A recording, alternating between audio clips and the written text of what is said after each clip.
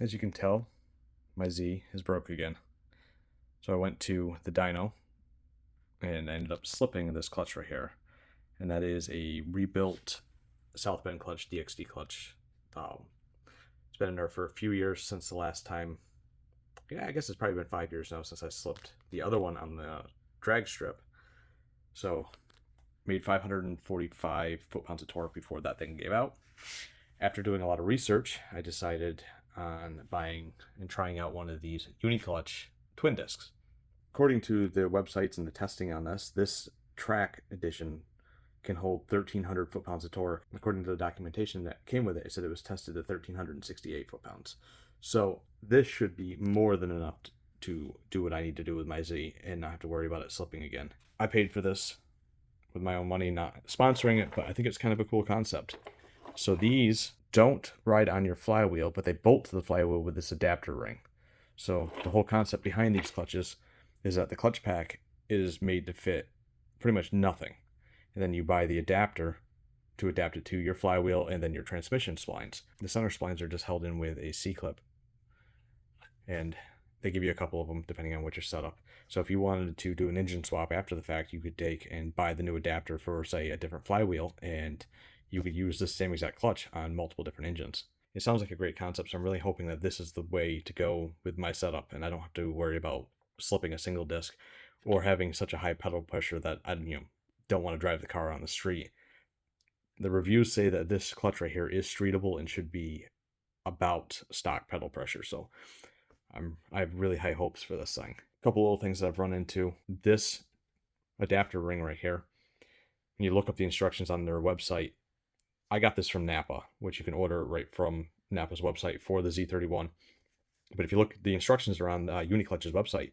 When you look it up, this adapter ring doesn't come up. This part number doesn't come up for the Z31, and the holes to mount it to your flywheel, I don't know if you can see, it is labeled with, it's laser etched with different markings. And you need to know which one works with your flywheel, otherwise you're sitting there turning it and checking each hole, and it's kind of a pain. If you look up the instructions for 350Z, it will actually show you that you need to use B1 holes, and then you have to turn it between the 3 positions to get it to sit onto the flywheel. So this will work with our RZ. And the other small issue I had was that these hex heads, when this is bolted in, the hex actually fits too close to the clutch pack, and you can't get a socket in there to tighten these down to properly torque them. So I ended up ordering some e-torques. They'll be here tomorrow.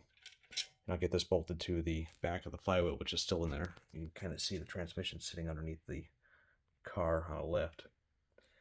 But I'm not really doing an install video with this, but I'm just kind of going over the little bits that I know about it so far.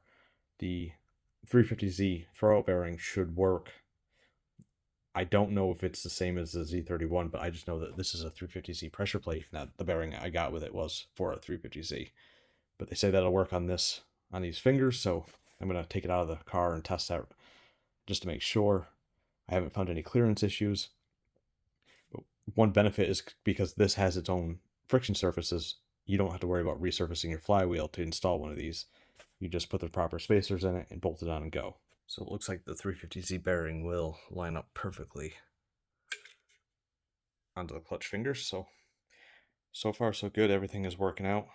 Tomorrow I'll get the bolts in. I gotta get some Loctite, get all this put together. So there's some bolts underneath here that have spacers that need to be Loctited in. And then I can start putting the transmission back in. Here's a look at the back side of this clutch. This is the adapter ring. The spacers are underneath here between the bolt and the mounting ear, and all 6 of these bolts are torqued down. So now I'm going to take this and put this onto the flywheel. Now, I have my clutch tool here. You don't need these because the disc is already centered in the stack, but I have that just to verify that the splines were the correct ones. Here's the bolts that I ordered because the other ones won't fit. These are a 12-point head. It takes like an 8mm 12-point, and that'll give us enough clearance to get a socket on there to get these torqued down properly. So put Loctite on these and torque them to the flywheel. There should be 9 of them. I bought 10 just to make sure I had an extra. I'll put that on and show you what it looks like after. Climbing under it. It's kind of tight. Got the transmission here. So here is the clutch. It's all torqued down. You get your 9 bolts holding it in, and your 3 dowel pins. I didn't have to use the alignment tool, but it actually made it easier when I was setting the clutch up in there just to stab it with the tool and put it into the pilot bearing. But everything lines up nice and smooth, and next step will be to getting this transmission back in. I think that's going to be a project for tomorrow after I get home from work, so I don't have to worry about trying to fight with it tonight and then giving up and then coming back to it tomorrow. So yeah, so far everything is going smooth, and we'll know tomorrow whether this is going to mate up or not. I didn't video putting any more of it back together. Everything went together like normal, like doing a normal clutch job. Sliding the transmission spline into the disc spline was a little bit tighter than I'd say normal disc, but I kind of knew that because the machining on the splines on the new clutch seemed to be a little bit tighter when I was trying it on the transmission. The only other thing I had to do after I put it back together was adjust the clutch at the master cylinder under the dash. But that's kind of a normal thing too for when you're changing clutches. Things change and it just needs to be adjusted. So now that this is back together, we're going to take it out and go for a ride.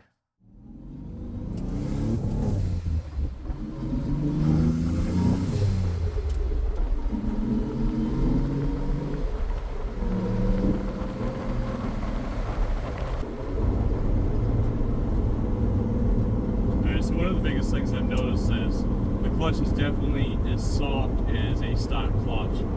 It is super easy to drive. It is a little bit grabby, but not to the point where it's going to stall. It's taking a little bit of time to learn where the engagement point is. It's a much smaller window than a factory clutch or even an upgraded clutch. But the extra springs in the disc definitely help make it so it's not harsh. I've had it up to 12 pounds of boost because it says you need a little bit of a break-in period. It's like 320 horsepower, so everything is going good so far. No slips. It's been good in traffic. I'm going to drive it around like this for a while and get it broke in, then bring it back to the dyno and crank up the boost and see what you can do. But I'm confident that this can actually handle the power that I'm putting down. And I'm super happy with the way the pedal feels on it.